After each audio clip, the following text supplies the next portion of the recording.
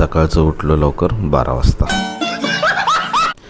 नाश्त्यामध्ये खाल्ली खारी, मका तोडायला मज्जा आली भारी.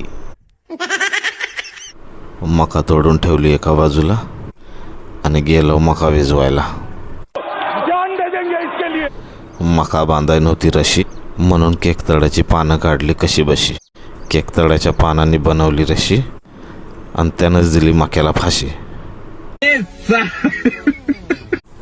मक्याचं उचललं वज आणि घरी येऊन टाकलं भज.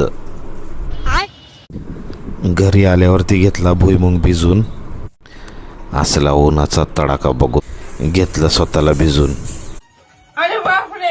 आमची भावाची पोरगी मोबाईलमध्ये झाली येडी आणि इकडं भावाची मोठी मुलगी आणि आई बांधते कोथिंबीरीची जोडी.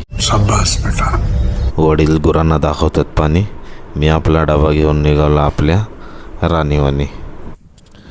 शेरड आपले मक्याची वाट बघतायत, म्हणजे सकाळी मी तोडून आणली होती ती मका वडील घालतायत गुरांना. रानात गेल्यानंतर पाणी थंड ठेवण्यासाठी काही ना काही जुगाड करावा लागतो. त्यासाठी टॉवेल पाण्यात भिजवून घेतला. वडिलांनी सांगितल्याप्रमाणे 3 वेळा लाल बटन दाबून हिरवं बटन दाबलं, मोटर चालू केली. आपल्या बॉटलला साडी नेसून घेतली.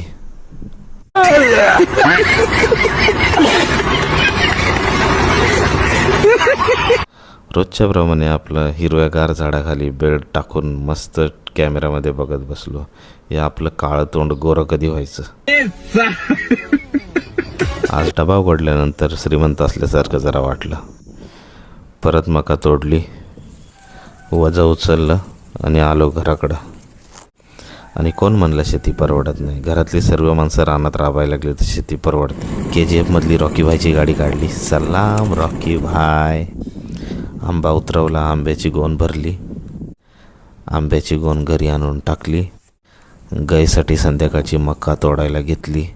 मका तोडली. मटण शिजायच्या आधीच 1-2 नळ्या खाल्ल्या. मस्तपैकी मटण, भाकरी, कांदा, लिंबू अशा प्रकारे छानपैकी जेवण झालं. भावाची पोरगी कोलबीसारखी झोपली होती. तर मित्रांनो, कसा वाटला व्लॉग कमेंट करा. इंस्टा फेसबुकवर असाल तर फॉलो करा. यूट्यूबवरून बघत असाल तर सबस्क्राईब करा. तर चला भेटू पुढच्या व्हिडिओमध्ये. Bye bye, good night.